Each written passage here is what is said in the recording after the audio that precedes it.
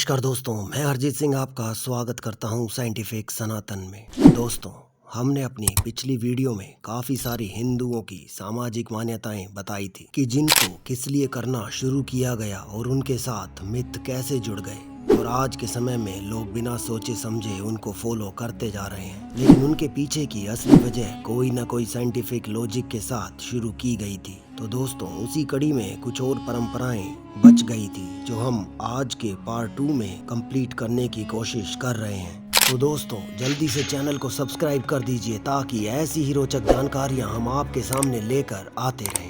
दोस्तों, सबसे पहले शुरुआत करते हैं पैर की उंगलियों में पहनी जाने वाली अंगूठी नुमा आकृति से। कुछ इलाकों में इनको बिछिया बोला जाता है तो कुछ इलाकों में इनको पैर की अंगूठी के नाम से भी जाना जाता है। बिछिया विवाहित महिलाओं द्वारा पहना जाने वाला एक पारंपरिक भारतीय रिवाज है। बिछिया अक्सर चांदी से बनी होती है। पैरों की अंगूठियां या बिछिया का इतिहास प्राचीन भारत में पाया जाता है। माना जाता है कि पैरों की अंगूठियों को पहनने की प्रथा वैदिक काल में ही शुरू हो गई थी। लगभग 1500 से लेकर 800 ईसा पूर्व वेदों, प्राचीन हिंदू ग्रंथों में विवाह और स्त्रीत्व के प्रतीक के रूप में महिलाओं द्वारा पैर की अंगूठियों को पहनने की प्रथा का उल्लेख मिलता है। प्राचीन भारत में महिलाओं के लिए अपनी विवाहित स्थिति के प्रतीक के रूप में पैरों की उंगलियों में अंगूठी पहनना आम बात थी।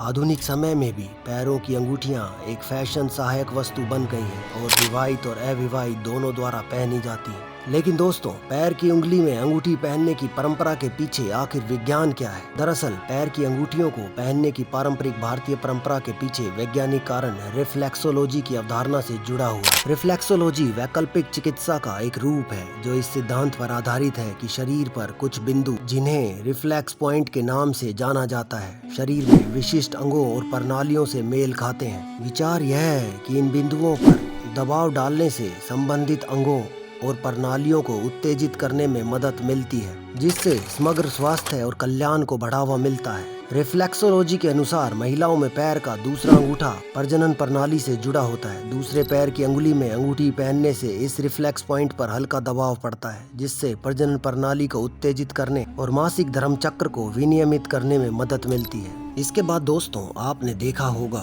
कि भारत में प्राचीन समय से ही हवन या यज्ञ किया जाता है। कुछ लोग जो मंदिर जाने में या मूर्ति पूजा में विश्वास नहीं रखते, वे भी हवन करते हुए देखे जाते हैं। सनातन के अलग अलग पंथों में भी हवन की अलग ही महिमा देखी जाती है। किसी भी अनुष्ठान के दौरान यज्ञ अथवा हवन किया जाता है। कपूर, तिल, चीनी आदि के मिश्रण के जलने पर जब धुआं उठता है तो उससे घर के अंदर कोने कोने तक कीटाणु समाप्त हो जाते हैं, कीड़े मकोड़े दूर भागते हैं, घर के वातावरण में शुद्धता आती है और सकारात्मक ऊर्जा का प्रवाह बना रहता है। राष्ट्रीय वनस्पति अनुसंधान संस्थान लखनऊ के वैज्ञानिकों ने पाया है कि आम की लकड़ी से हवन करने से 1 घंटे के अंदर ही हवन कक्ष में मौजूद जीवाणुओं का स्तर 94% तक कम हो जाता है। 24 घंटे बाद भी जीवाणुओं का स्तर सामान्य से 96% कम रहता है। कपूर जलाने से घर में मौजूद बैक्टीरिया नष्ट होते हैं और घर का वातावरण शुद्ध होता है। इससे कई बीमारियों से भी बचाव होता है।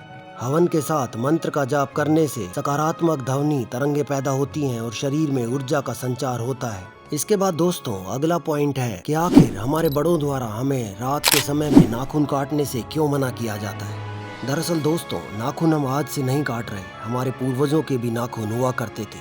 वो भी किसी न किसी तरीके से नाखूनों को काटा करते थे। लेकिन उस समय ना तो किसी प्रकाश की व्यवस्था थी, ना ही कोई बिजली आती थी। इन सभी चीजों के कारण उस समय से ही हमारे बड़े हमें रात को नाखून काटने से रोका करते थे। इसके पीछे आधुनिक समय के लोग भाग्य को जोड़कर देखते हैं। उसके बाद दूसरे लोग बोलते हैं नाखून काटने से भाग्य का क्या लेना देना है। दरअसल इसका लॉजिक भाग्य है ही नहीं। इसका साइंटिफिक लॉजिक या मान्यता यह है कि पहले के जमाने में रात के समय प्रकाश की व्यवस्था नहीं होती थी। ऐसे में आपके चोटिल होने का खतरा बढ़ जाता था। इसके साथ ही साथ अगर हम चोटिल हो जाएं तो उस समय इलाज की व्यवस्था करना भी बड़ा ही मुश्किल काम होता था, क्योंकि रात के समय में ना ही गाड़ियों की व्यवस्था थी, ना ही रोडों की व्यवस्था थी। इसके बाद दोस्तों, अगला पॉइंट है घर के बाहर नींबू मिर्च लगाना। माना जाता है कि नींबू मिर्ची दरवाजे पर लटकाने से बुरी नजर नहीं लगती और नकारात्मक ऊर्जाएं दूर रहती हैं। हालांकि साइंस के लॉजिक की माने तो नींबू मिर्ची में साइट्रिक एसिड होता है, जिससे कीड़े मकोड़े घर के भीतर प्रवेश नहीं करते हैं और कई तरह की बीमारियों से भी बचा जा सकता है। यही कारण था कि हमारे बड़े नींबू मिर्ची को घर के बाहर लटका देते थे, ताकि जो भी कीड़े मकोड़े घर के अंदर घुसने की कोशिश करें वह इसको देखकर थोड़ा दूर ही रहें। इसके बाद दोस्तों, आपने देखा होगा कि बाहर जाने से पहले हमें दही और चीनी खाकर जाने के लिए बोला जाता है। मुझे आज भी याद है कि मेरी माँ परीक्षा में घर से निकलने से पहले दही और चीनी का मिश्रण मुझे खिलाया करती थी। कोई भी अच्छे काम के लिए जब घर से बाहर जाते हैं तो हिंदू संस्कृति के मुताबिक हम दही चीनी खा के निकलते हैं, जिससे काम सफल हो सके। लेकिन दोस्तों, काम का सफल होना या ना होना तो हमारी मेहनत पर डिपेंड करता है। लेकिन इस चीज के पीछे वैज्ञानिक कारण जो हम आपको बता सकते हैं वह यह है कि दही में कैल्शियम और प्रोटीन भारी मात्रा में मौजूद होता है, जबकि चीनी में बहुत सारा ग्लूकोज होता है जो थकावट दूर करके ऊर्जा प्रदान करता है। यह पाचन तंत्र आसान भी करता है। बाहर निकलने से पहले इसका उपभोग करना एक बढ़िया विकल्प है। किसी भी तनावपूर्ण गतिविधि से पहले इसका उपभोग करना एक प्रभावशाली इलाज है।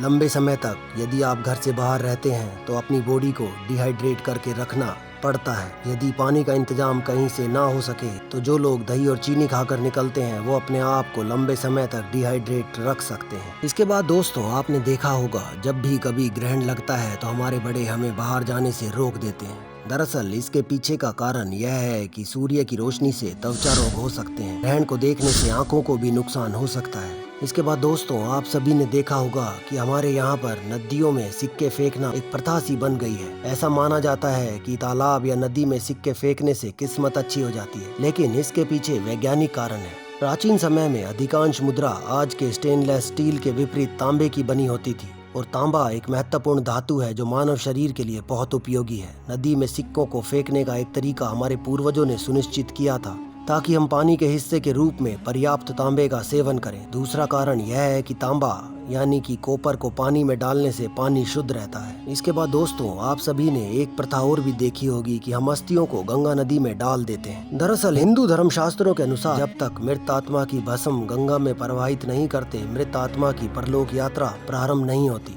शवदाह पूरा होने के बाद मृतक की अस्थियों को किसी पवित्र जल स्रोत में बहाया जाता है। आमतौर पर अस्थियां गंगा में बहाना ज्यादा शुभ माना जाता है, लेकिन यह तो एक सामाजिक कारण है। दरअसल इसके पीछे का वैज्ञानिक कारण भी है। अस्थियों के वैज्ञानिक परीक्षण से यह सिद्ध हुआ है कि इसमें फास्फोरस अत्यधिक मात्रा में होती है, जो खाद के रूप में भूमि को उपजाऊ बनाने में विशेष क्षमता रखती है। गंगा हमारे कृषि प्रधान देश की सबसे बड़ी नदी है। गंगा तकरीबन आधे भारत में होकर बहती है, तो यह पानी जहाँ से भी बहेगा वहाँ की जमीन बहुत ही उपजाऊ होगी। इसके बाद दोस्तों, आपने एक प्रथा और भी देखी होगी कि हम गंगा नदी को माँ मानते हैं। बहुत सारे लोग इस बात पर समय समय पर क्वेश्चंस उठाते रहते हैं। दरअसल गंगा नदी पर भारत की आधी जनसंख्या निर्भर है। पानी के साथ साथ हमारे लिए अच्छी खेती लायक जमीन भी गंगा की ही देन है। इसीलिए ऋषि मुनियों ने गंगा को माँ का दर्जा दिया है। हम गंगा को माँ मानते हुए इसकी पूजा अर्चना करते हैं ताकि हम इसको शुद्ध रख सकें। लेकिन आजकल लोग इससे विपरीत गंगा को बहुत ही गंदा करते हैं, जो कि बिल्कुल गलत है। गंगा को पावन इसलिए भी माना जाता है क्योंकि इसके जल में कुछ ऐसे प्राकृतिक तत्व होते हैं जिनके संपर्क में आने से शरीर रोग मुक्त और निर्मल हो जाता है। तो दोस्तों, ये सब थी हमारी सामाजिक मान्यताएं,